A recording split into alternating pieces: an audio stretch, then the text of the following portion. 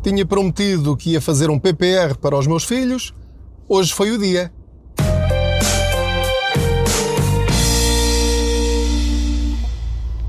Olá, eu sou o Pedro Anderson, jornalista especializado em finanças pessoais e aproveito as minhas viagens de carro para falar consigo sobre dinheiro para chegarmos ao fim do mês com mais dinheiro na carteira.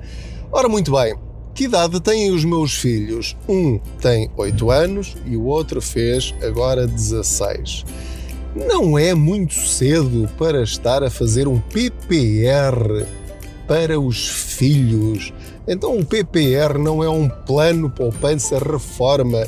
Então eles ainda nem sequer começaram a trabalhar e já está o pai a pensar na reforma deles. Ora, aí é que você se engana se estiver a pensar assim. Porque um PPR é aquilo que nós quisermos fazer dele.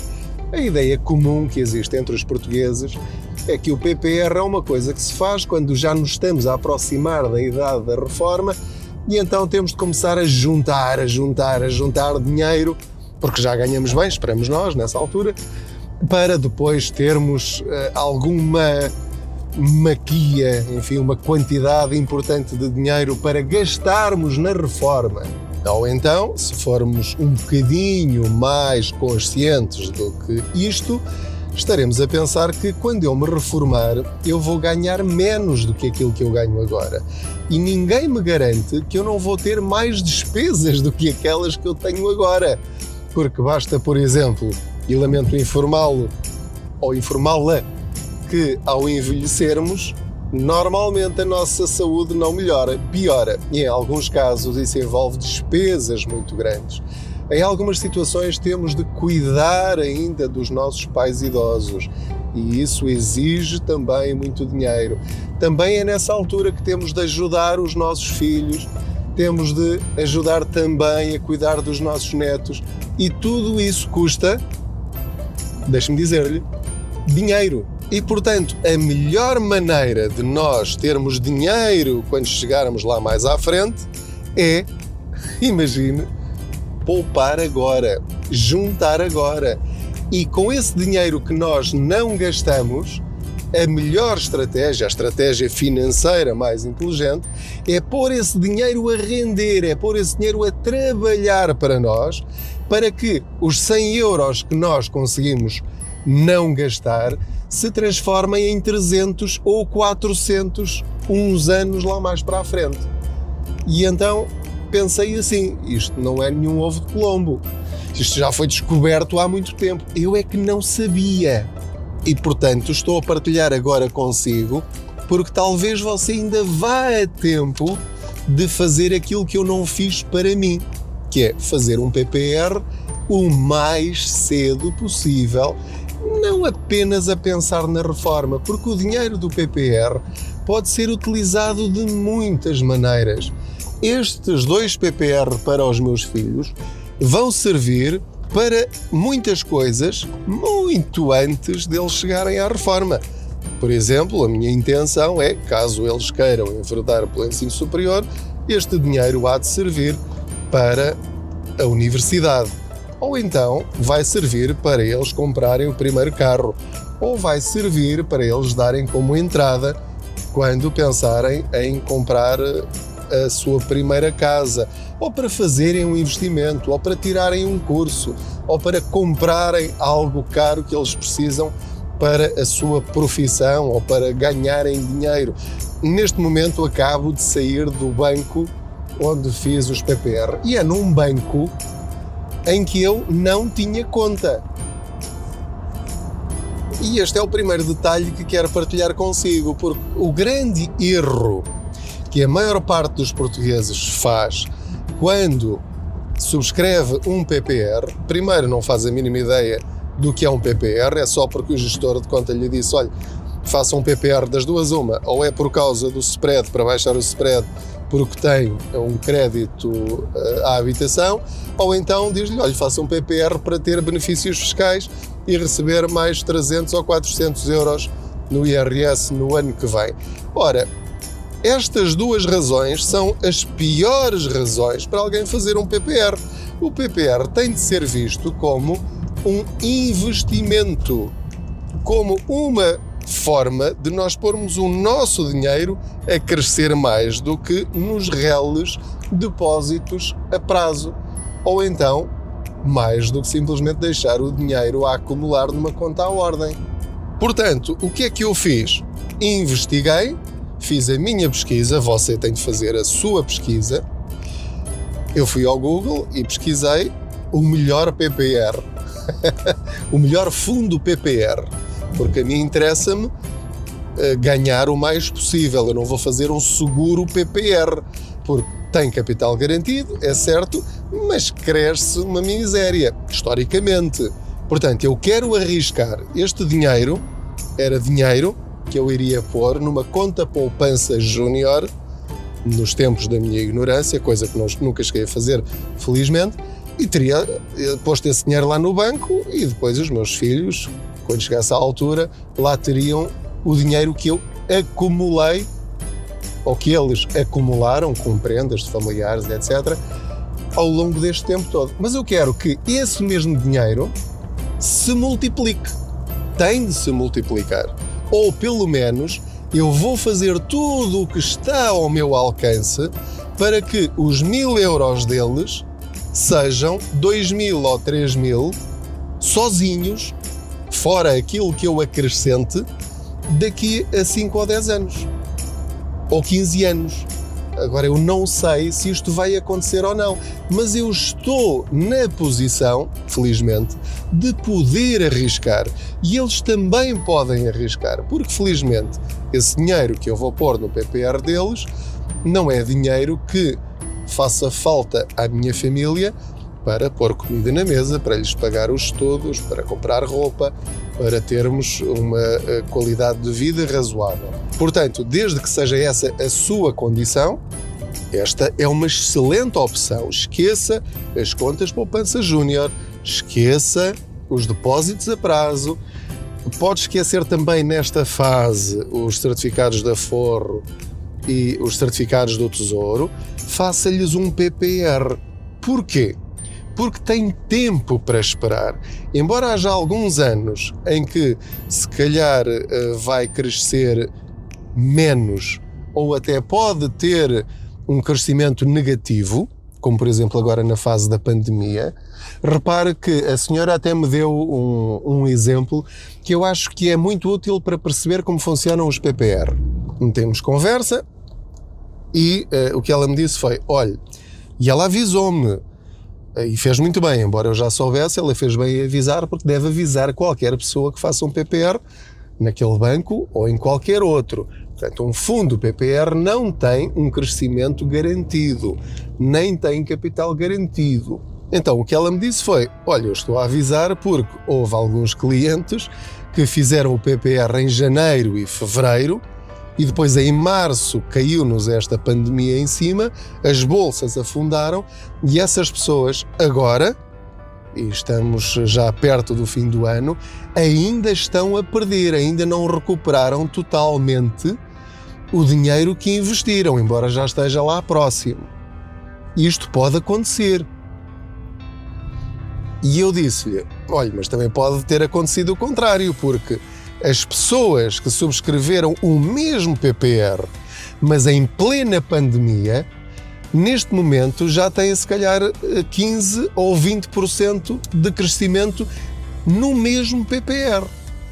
Portanto, o que deve compreender é que o que conta não é o ano em que faz o seu PPR, mas sim o dia em que faz o seu PPR, ou seja, o valor a que comprou o seu PPR quando o subscreveu. É a partir daí que começa a contar o crescimento ou então o decréscimo, o prejuízo. Repitei aqui só porque aqui é um carro ia meter-se à frente.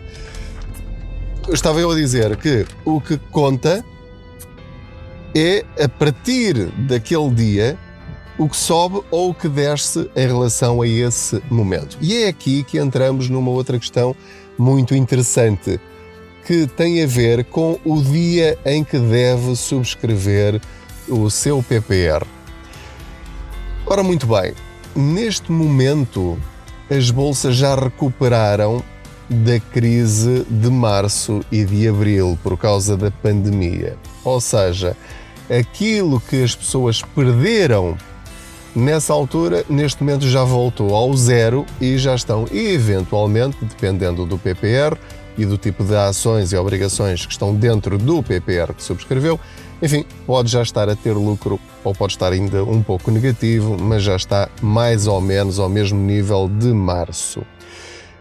O que eu perguntei à senhora que estava no banco é, então e agora, devo esperar por uma nova queda nas bolsas para fazer o PPR ou devo fazer já e não ligar a isso? Como já lhe expliquei, esta pergunta é muito relevante porque significa ter um bom começo, um começo mais ou menos ou um mau começo.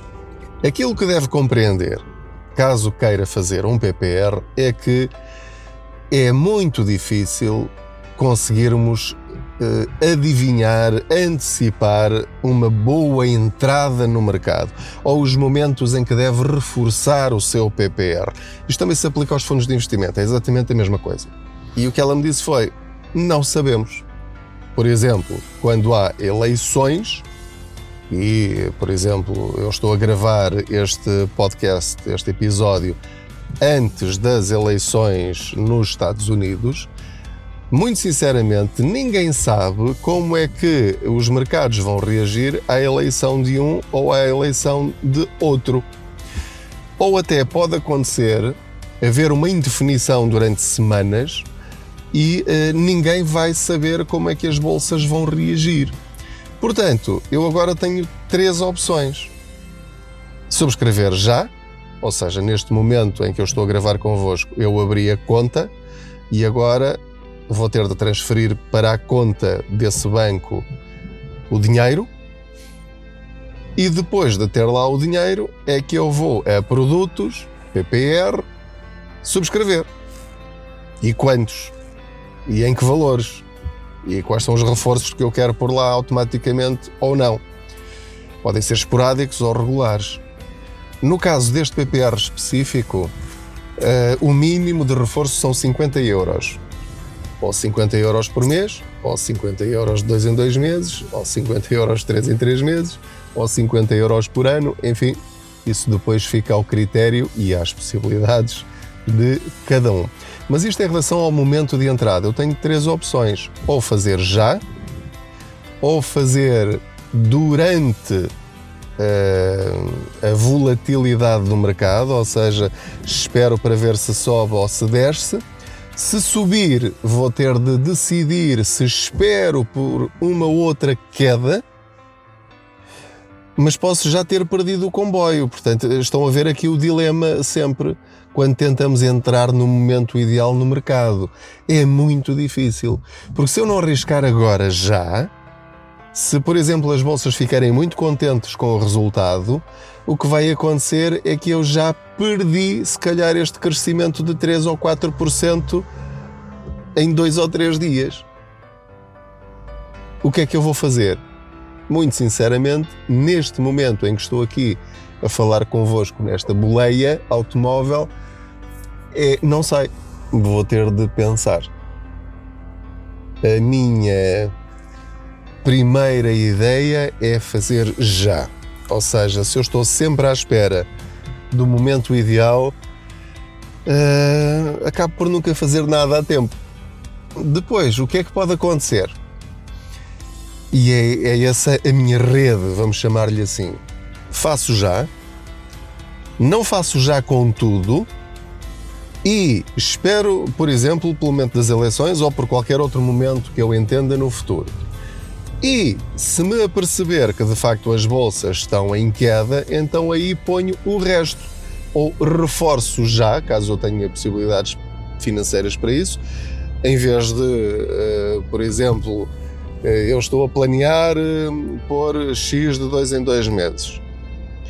E ao fim do ano a totalidade serão, por exemplo, 300 euros ou 400 euros ou o que for.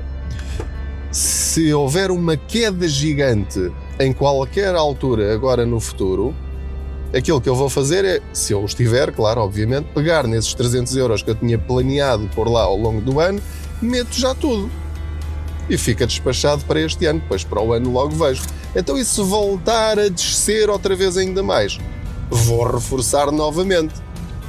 Se entretanto subir, aguardo.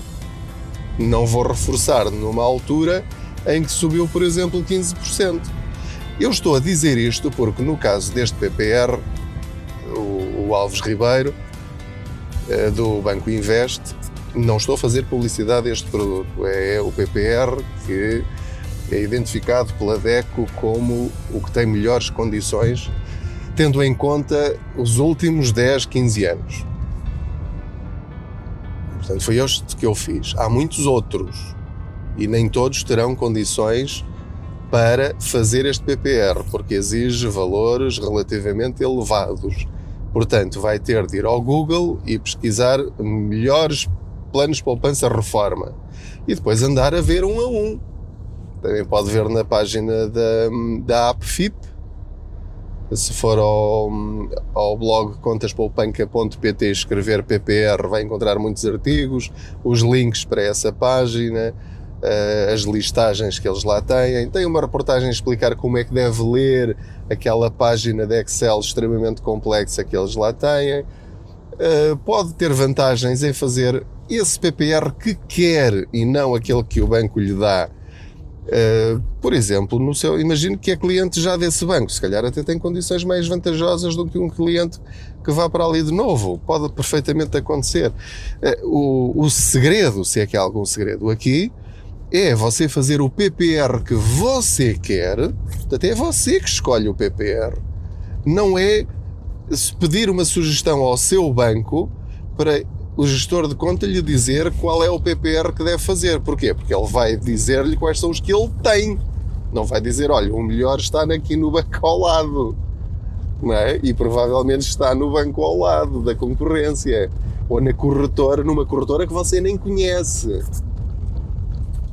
As corretoras, eu só descobri isto recentemente, porque eu pensava, as corretoras são para as pessoas que são grandes investidores da bolsa e isso tudo. Não, as corretoras aceitam clientes absolutamente normais como você e eu, e que não têm, aliás, são profissionais. Nós pagamos-lhes, obviamente, comissões daquilo que ganham, mas no pressuposto de que você também vai ganhar. Portanto, pode perfeitamente abrir uma conta numa corretora da mesma forma como abre uma conta num banco.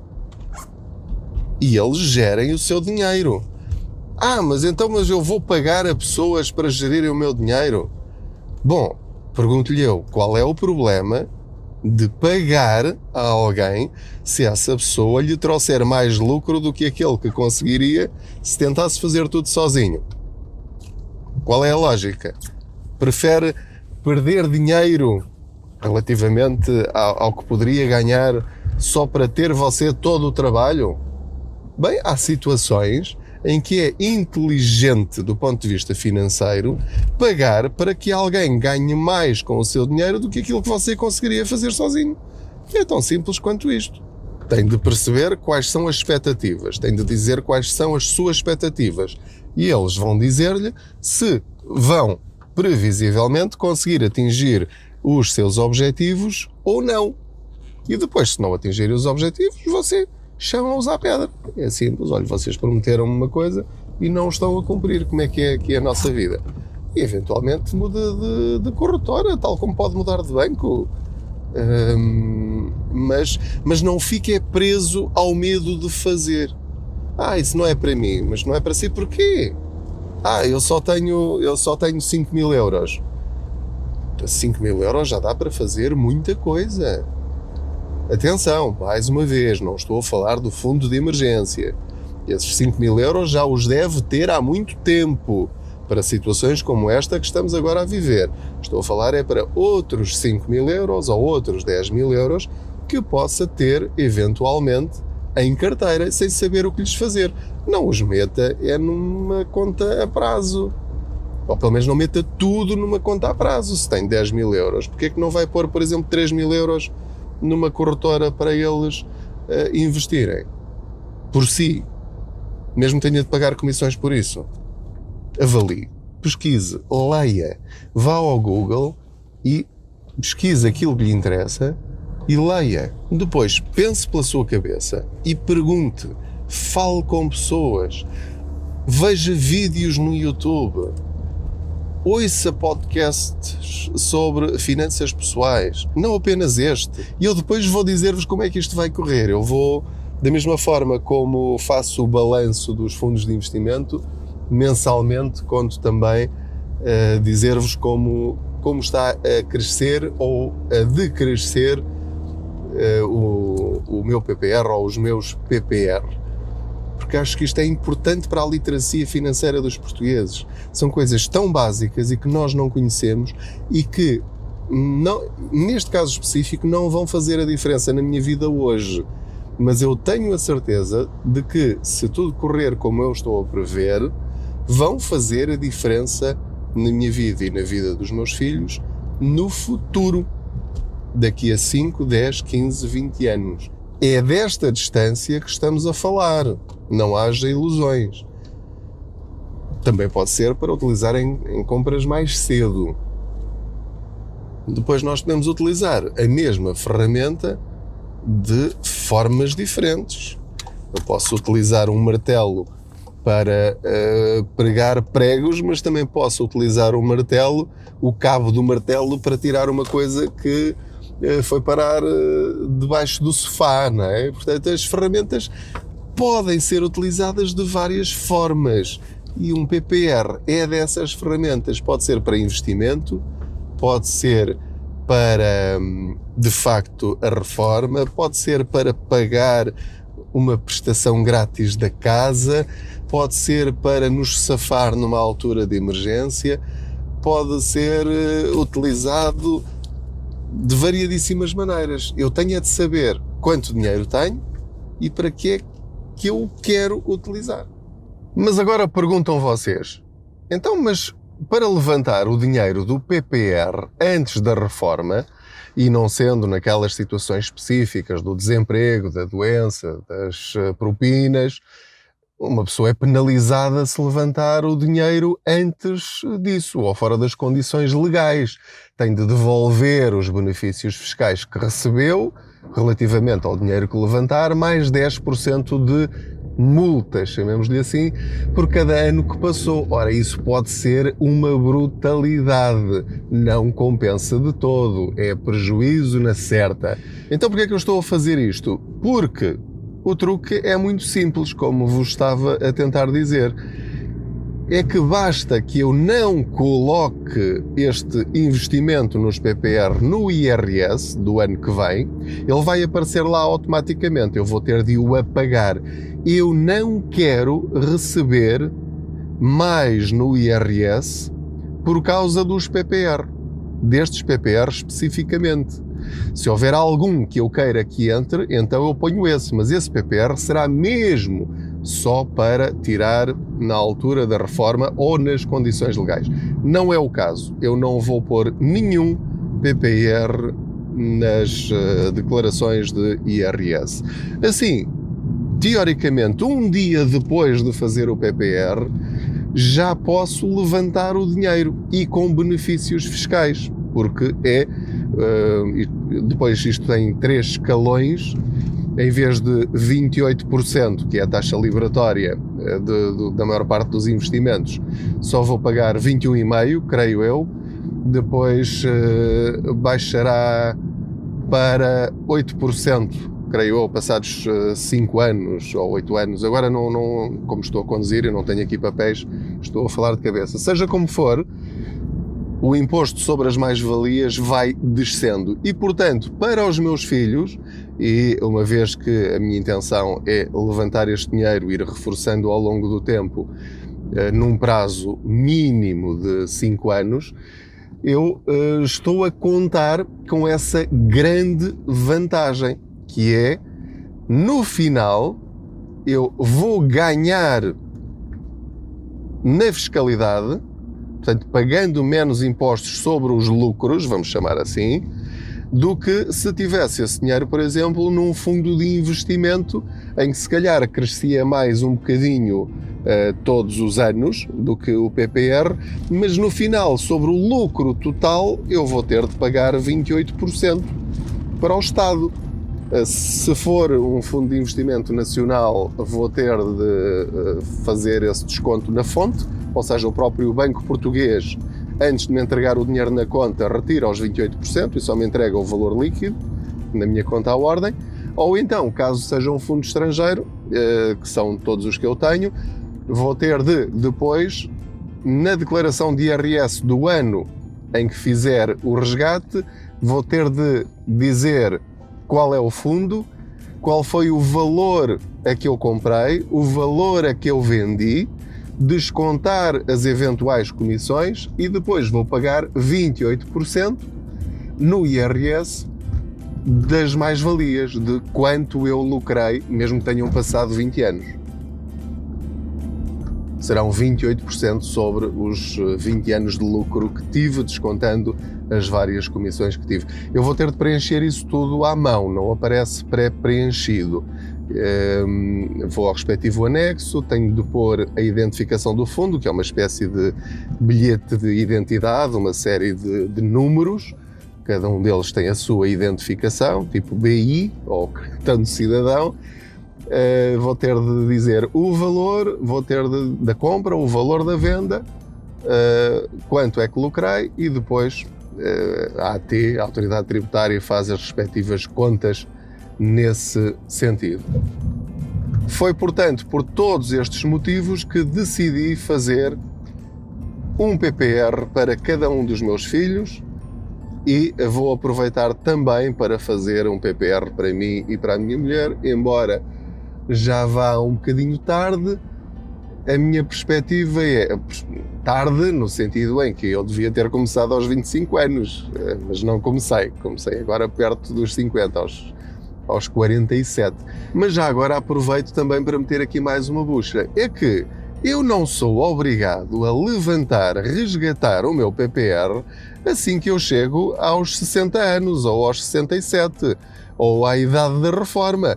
Porque é que eu não, se não precisar do dinheiro, porque é que eu não hei de continuar com ele lá, sempre a crescer, cada vez mais, porque quanto mais antigo for, em princípio,